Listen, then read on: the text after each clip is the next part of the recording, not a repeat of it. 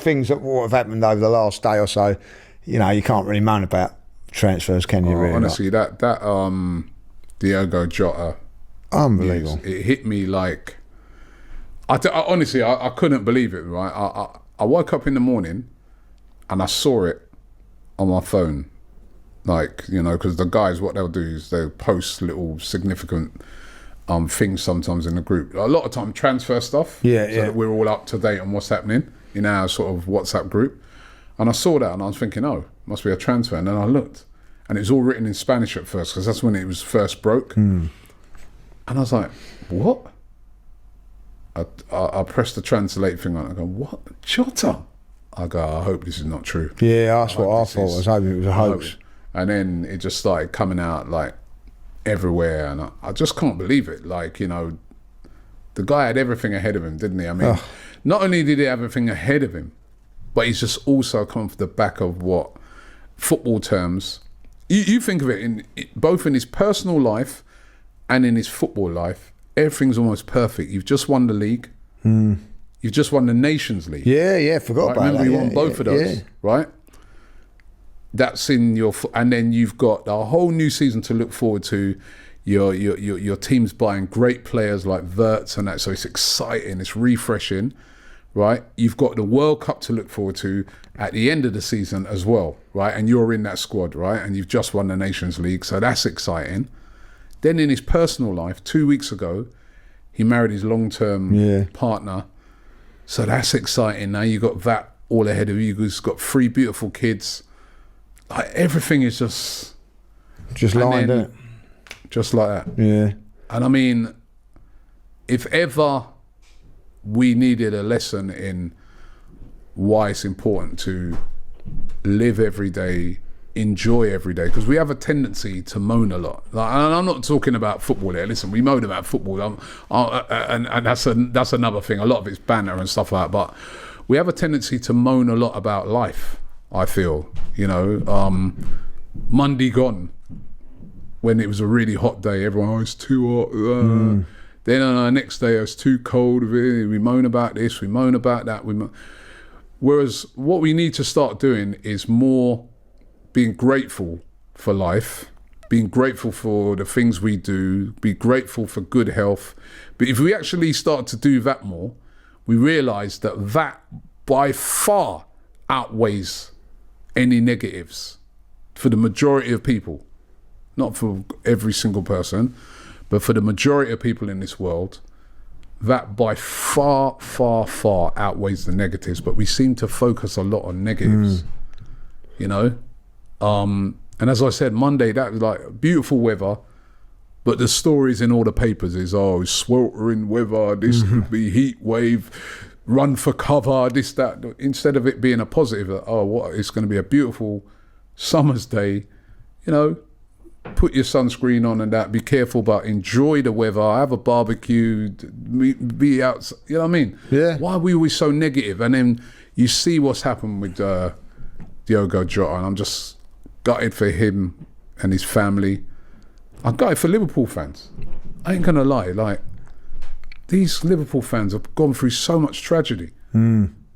Heysel, Hillsborough, even when they had their parade the other day, some idiot goes and drives his car into the fans on a day when they should be celebrating.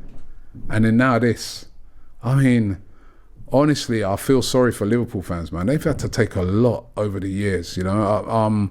I think that's one of the things that makes that club so strong, you know, like, that always brings them together, and they always have, I think of all the clubs in this country, they have that, don't they? They have that real camaraderie, family type vibe to Liverpool, and a lot of it is because they've been through a lot of these moments where they have to come together, you know.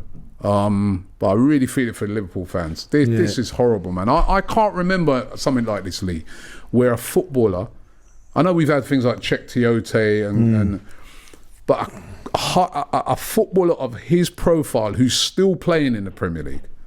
Well, there's Reyes, but Reyes, you know, Reyes. Sad as that was, he's retired. I mean, this is unprecedented.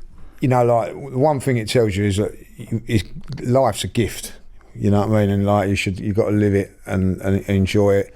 You know, and try and be nice to everybody and things like that. I know you can't be all the time, but that's how it should be. Like, you know, and we was talking about this yesterday, weren't we? Like, you know, I couldn't really function that much yesterday. Like, No, you know me what I neither. mean?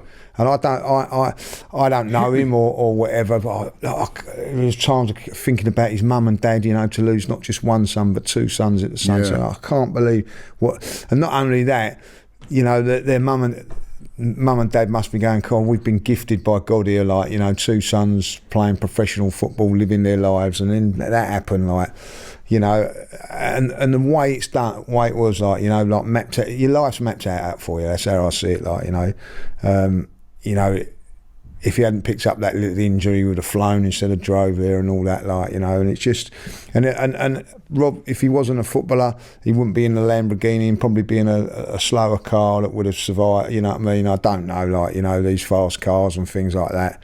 It's just tragic, you know what I mean? And like from our point of view, you don't know these players personally, but you get to know them, don't you?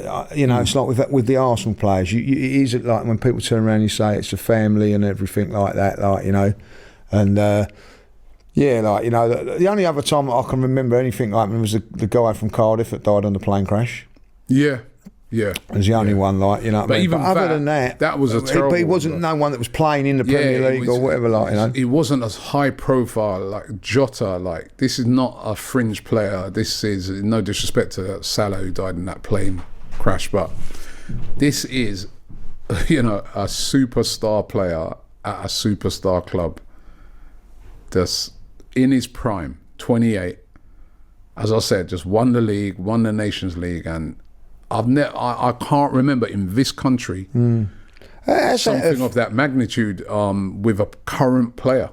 No, I just don't like, you know, I'm not being horrible. Like, it's affected me. It's affected you. I know we were talking about this yesterday. It's affected the whole footballing world, I think, like, you know. Yes. But for Liverpool players and the community of Liverpool, how are they going to cope with that? How are those players, who a lot of them are now going back? Yeah, but how are you going to go back and train? I think they go back Monday. That's why he was coming back, wasn't he? Like, you know what I mean? Yeah. But like, how are you going to train for? I wouldn't want to train, to be honest. I'd need a little bit.